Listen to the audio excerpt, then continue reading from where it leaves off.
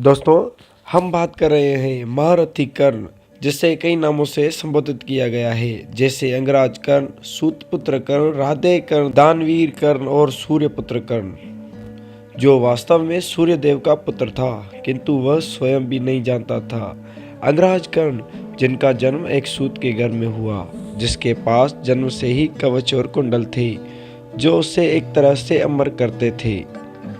बात है महाभारत काल के 17वें दिन की, जब अर्जुन और कर्ण में भीषण युद्ध हुआ, जो काफी देर तक चलता रहा। यह देखकर कृष्ण चिंतित हो गए और मन ही मन सोचने लगे, अगर आज सूर्यास्त से पहले कर्ण नहीं मारा गया तो पांडवों के लिए युद्ध जीतना असंभव हो जाएगा।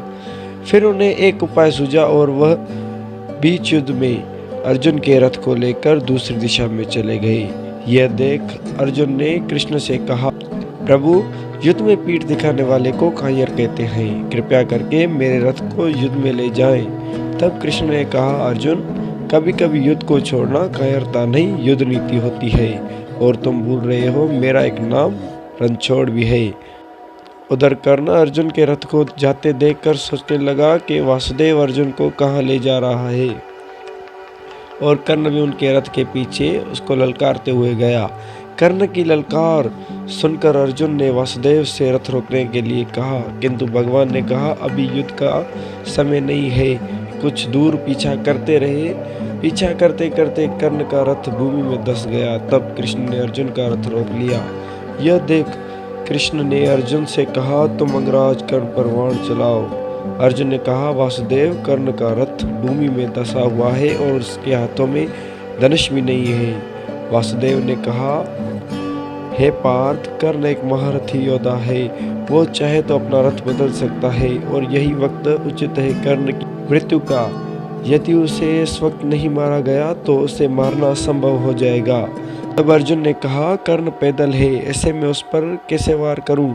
तब कृष्ण ने कहा, अर्जुन, तुम किस धर्म की बात कर रहे हो? क्या कर्ण ने अभिमन्यु पर वार करते हुए धर्म के बारे में सोचा था?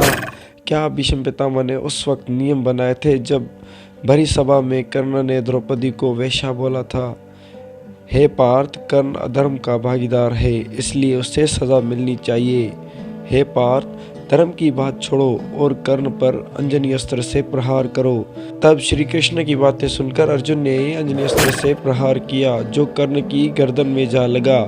अर्जुन के उस अस्त्र से कर्ण मृत्यु के निकट पहुंच गया।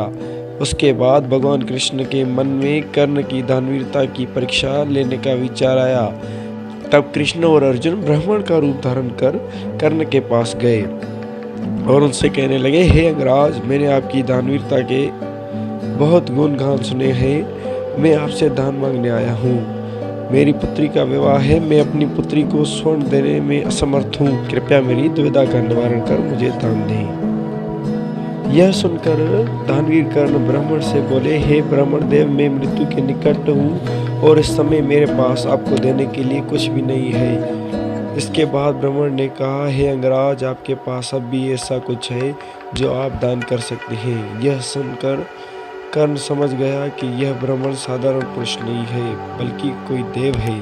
तब असमंजस में पड़ते हुए कर्ण ब्राह्मण से पूछने लगे, ब्राह्मण देव, मेरे पास वो क्या है जिससे मैं आपकी सहायता कर सकता हूँ? जिससे ब्राह्मण बोले, आपके सोने के दांत। तब कर्ण ने बिना सोचे अपने पास पड़े पत्थर को उठाकर अपने दांत पर मारा और उससे उखाड़कर ब्राह्मण को देने लगे। उस पर ब्राह्मण कहने लगे, दान तो पवित्र लिया जाता है, मैं इसे कैसे स्वीकार करूं? तब कर्ण अपने बाण को उठाकर माता गंगा का आह्वान किया। माँ गंगा की सहायता से उस सोने के दांत को पवित्र करके उस ब्राह्मण को दे दिया।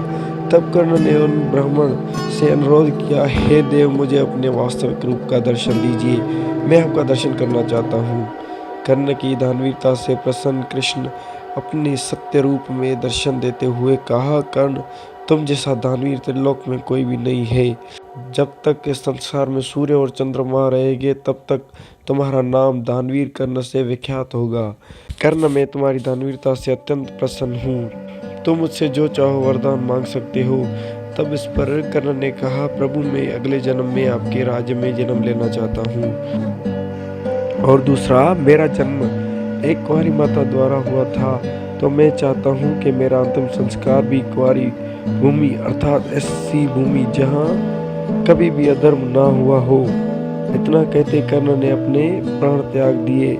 के बाद भगवान कृष्ण और पांडव इस विचार में पड़ गए कि हमने आखिरकार कुंवारी भूमि कहाँ मिलेगी।